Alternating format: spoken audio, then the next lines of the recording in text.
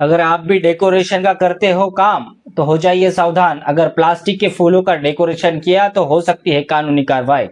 हर पल की खबर मुंबई न्यूज पर। मैं हूं अली इनामदार और आप देख रहे हैं मुंबई न्यूज। जी हां, फिलहाल में महाराष्ट्र के मुख्यमंत्री देवेंद्र फडणवीस जी ने एक जीआर जारी करने की बात कही है। उस जीआर में क्या होगा ये आपके लिए बहुत ही महत्वपूर्ण है।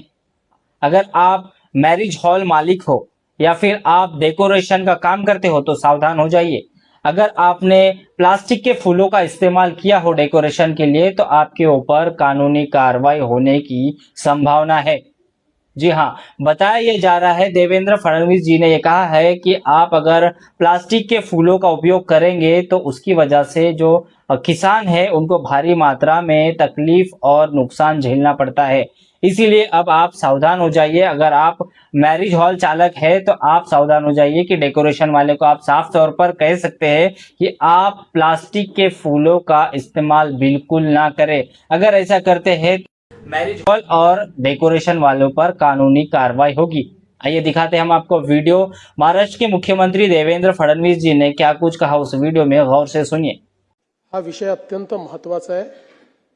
सन्माननीय मंत्री महोदयांनी जे सांगितलं ते मी पुन्हा रिपीट करतो की बायोडिग्रेडेबल नाही अशा कुठल्याही मटेरियलची फुलं जर असतील तर त्याच्यावर बॅन आहे, तो अधिक स्पष्ट व्हावा या संदर्भात जीआर काढण्यात येईल आणि अशा प्रकारच्या फुलांचा वापर करणारे डेकोरेटर देखील शिक्षेस पात्र असतील।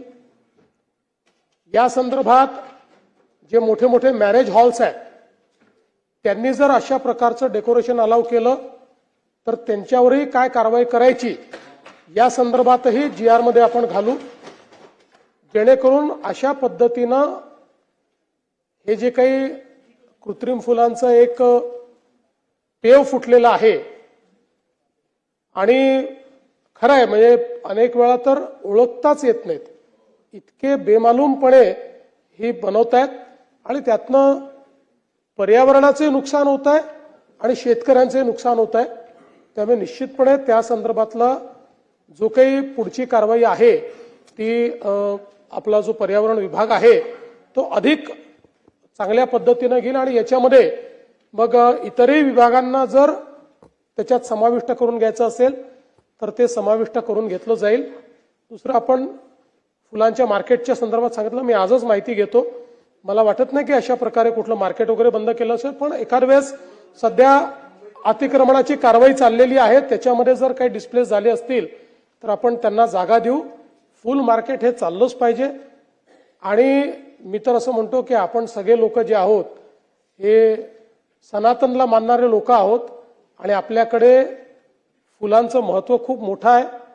त्यामुळे अशा प्रकारचं जे फुल मार्केट आहे हे योग्य पद्धतीनं त्या ठिकाणी चाललं पाहिजे। या संदर्भात महानगरपालिकेला आदेश आजच्या आज देण्यात येतील।